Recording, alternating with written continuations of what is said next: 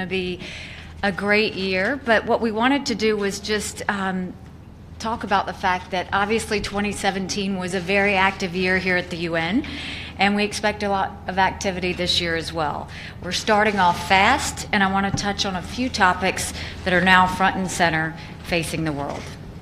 In these first days of 2018, nowhere is the urgency of peace, security, and freedom being more tested than in Iran.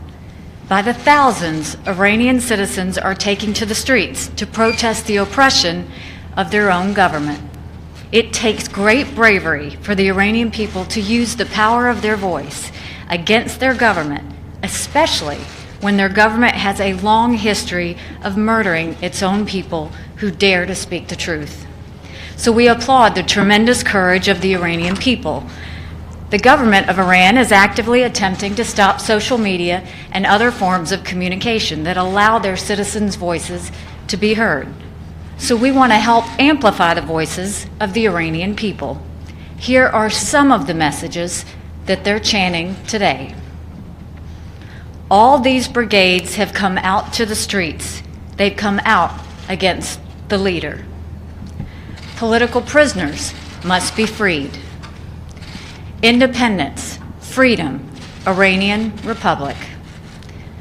Neither Gaza nor Lebanon, my life only for Iran. Let go of Syria, think of us.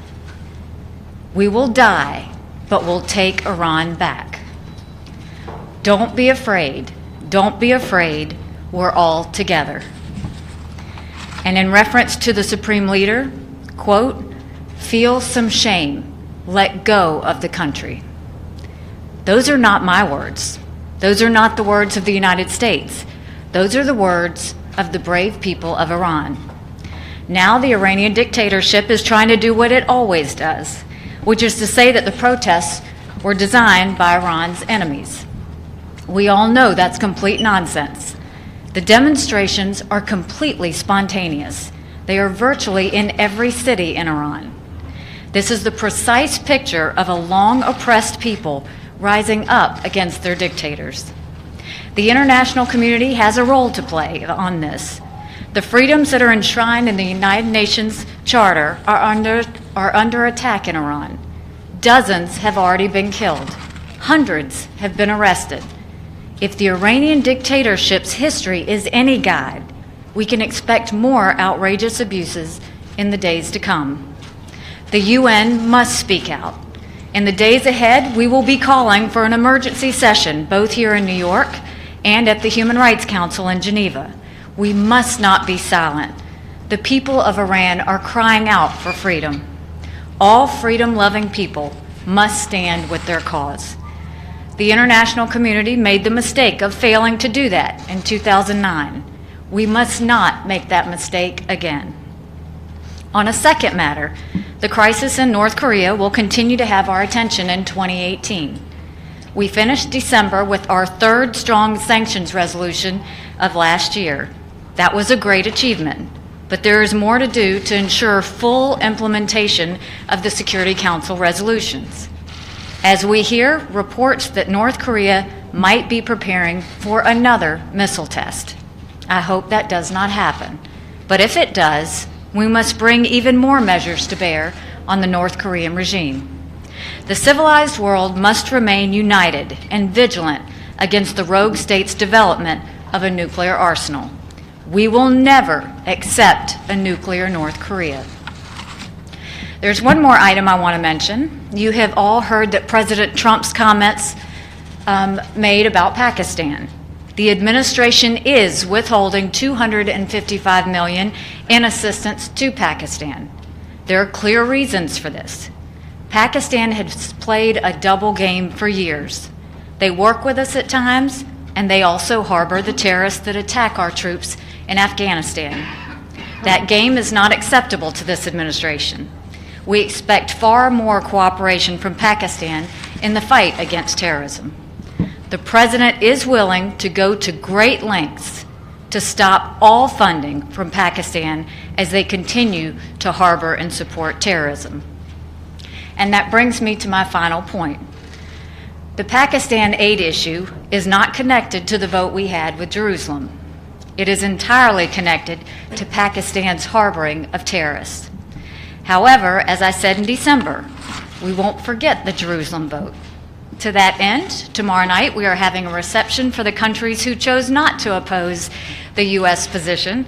This is a great sign of U.S. friendship, and I look forward to tomorrow evening. We hope to see more of this in 2018. The United States is asked to do a huge amount around the world, and we're happy to do that, but we expect to be treated respectfully in return. I wish all of you a good 2018, and I'll take a couple of questions. Thank you, Ambassador. Which UN body in New York do you want to handle Iran, and to do what? Well, I think right now we're going to have conversations with the Security Council and see what we need to do to have an emergency session. One way or the other, we will have a meeting on what is happening in Iran with the protests and their fight for freedom. Okay. Yes. Thank you, Ambassador. Margaret Bashir with Voice of America. Ambassador, in light of the protests, is there any unilateral action the United States plans to take against Iran?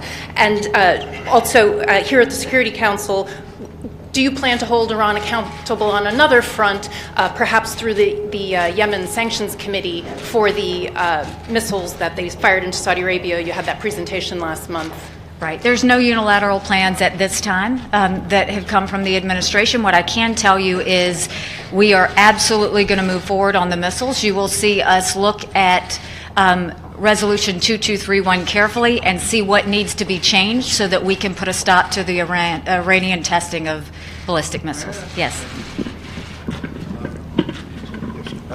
Joseph Klein, Canada Free Press. Will the U.S. maintain its present level of funding of the UN Relief Works Agency for Palestinian Refugees in light of the General Assembly Jerusalem resolution pushed by the Palestinians and the Palestinian UN representative's threat to unleash, quote, all the weapons we have in the UN, close quote? I think the president has basically said that he doesn't want to give any additional funding or stop funding until the Palestinians are agreeing to come back to the negotiation table.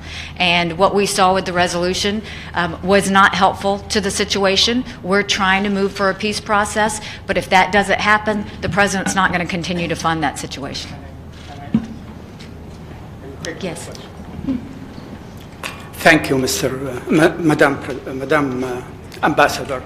My name is Abdul Hamid Sayam from the Arabic daily Al-Quds Al-Arabi. Now, you're so strong when it comes to the freedom and dignity of the Iranian people, but you have different meaning of freedom and dignity when it comes to the Palestinian people who've been brutalized for over 50 years of occupation. The second question related to it, what made you believe that you are on the right side of history when you stood alone in the Security Council against 14 members of the Security, and in the GA, 128 countries, you only found countries like Palau and Nauru next to you. What made you believe that you are on the right side of history? Thank you very much. I stood proudly, even if I was the only hand in the Security Council, to fight for the will of the people of the United States. They wanted to see the embassy moved to Jerusalem, and we followed through with that. We very much still want to have a peace process. Nothing changes with that. The Palestinians now have to show their will that they want to come to the table. As of now, they're not coming to the table, but they ask for aid. We're not giving the aid. We're going to make sure that they come to the table, and we want to move forward with the peace process. One last question. Yes. Thank you, Ambassador. Fuji TV. Can I ask you regarding North Korea? Has you heard reports about South Korea proposing talks with North Korea? Can you give us your reaction to that? And if about this talks, does it affect any of your policies putting pressure on North Korea?